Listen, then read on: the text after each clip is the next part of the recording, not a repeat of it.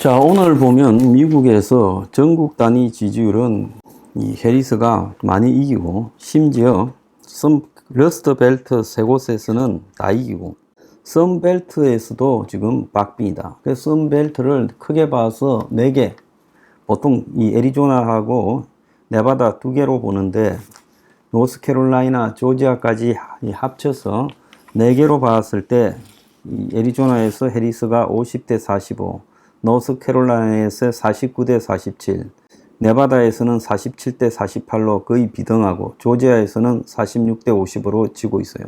그래서 지금 흑인과 20대 표와 여성 표들이 지금 민주당 해리스 쪽에 집중되고 있어요. 과거에 바이든이 가진 꼰대 이미지 때문에 지금 투표를 안 하려고 하는 사람, 사실상 졌다라고 투표를 소극적으로 보던 사람들이 막 몰려들고 있습니다.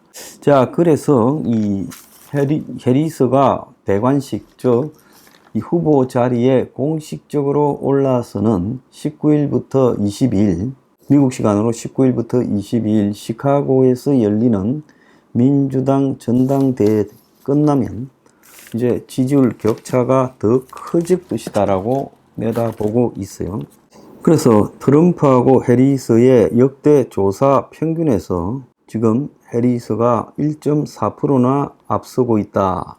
자, 그래서 차이가 점점 벌어지고 있다라는 이야기도 나오고 있습니다. 문제는 트럼프가 여태까지 바이든을 상대로 해왔던 대선 방식을 변화시키지 못하고 있다는 겁니다. 그래서 고루한 자신만의 방식으로 해리스를 상투적으로 비난하는 일만 지금 나오고 있는데요.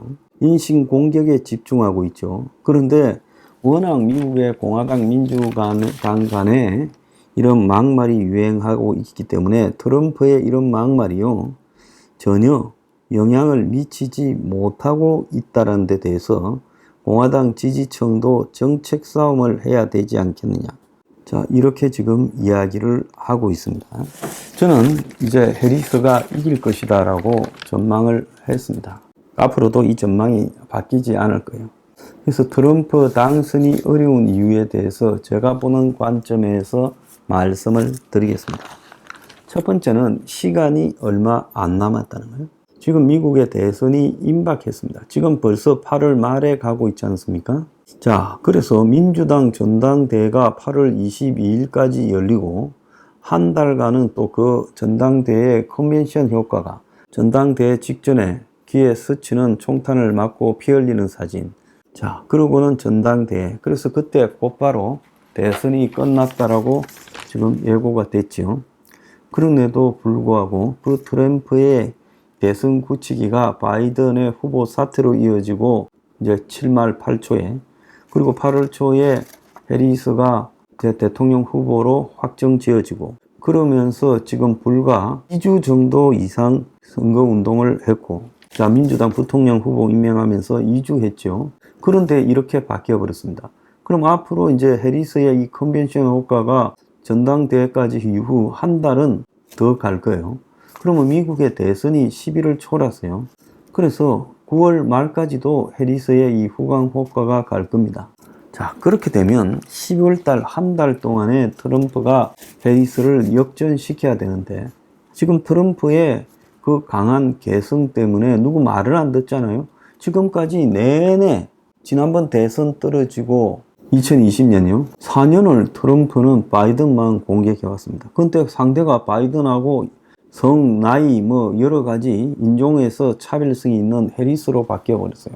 그러면 해리스에 맞춰서 공격 방향을 바꿔야 되는데, 지금 8월 달에 트럼프가 그걸 하는데 성공해야 되는데, 그러지 못했어요. 그래서 이 짧은 시간과 이 트럼프가 공격 방향을 바꾸지 못하는 두 가지가 결합되어서 트럼프에게는 가능성이 별로 없다. 자, 두 번째는 민주당의 이 표가 집결하고 있다. 제가 전번에 말씀드렸죠. 지금 58%에 이르는 백인. 근데 생각보다 굉장히 작아요. 42%가 비백인이라는 거예요. 그런데 비백인 계층의 투표 참가 의향이 백인들보다 월등히 높다. 특히 트럼프의 이 분야에 대한 트럼프의 반이민 그리고 반난민 등 정책에 대해서 비백인들이 굉장히 분노하고 있다라는 부분을 봤을 때 비백인들이 지금 투표가 할 확률이 높죠. 또 20대는 트럼프에 대해서 그야말로 거의 또라이 취급을 하고 있습니다. 그런 20대들의 지금 투표 참가율이 낙태 등에 대해서 관대한 해리스 쪽으로 몰리고 있고 여성들도 마찬가지예요. 그러니까 민주당에 지금 바이든이 싫어서 아니면 바이든의 패배가 확실해서 투표를 꺼리던 민주당 성향 중도층 지지자들도 지금 해리스한테 몰려들고 있어요. 자, 세 번째로는 부통령 후보. 부통령 후보에서 누가 보더라도 해리스가 임명한 팀 월저가 바이든 임명한 제디 벤스보다는 훨씬 역대 보기 어려웠던 모범 부통령이라는 게 지금 이미지가 주어지고 있죠. 세 번째로는 아까 말씀드린 전당대회 이벤트 효과가 지금 민주당의 전당대회가 거의 졌다가 다시 되살아나는 부분 때문에 유세장이나 요즘 기금이 굉장히 많이 모이고 있죠. 이런 것들을 고려했을 때 이 전당대회에서의 이벤트 효과가 훨씬 길어질 거다라고 보고 있습니다. 자, 다섯 번째는 이제 경제 문제가 좀 희석되고 있다는 거예요.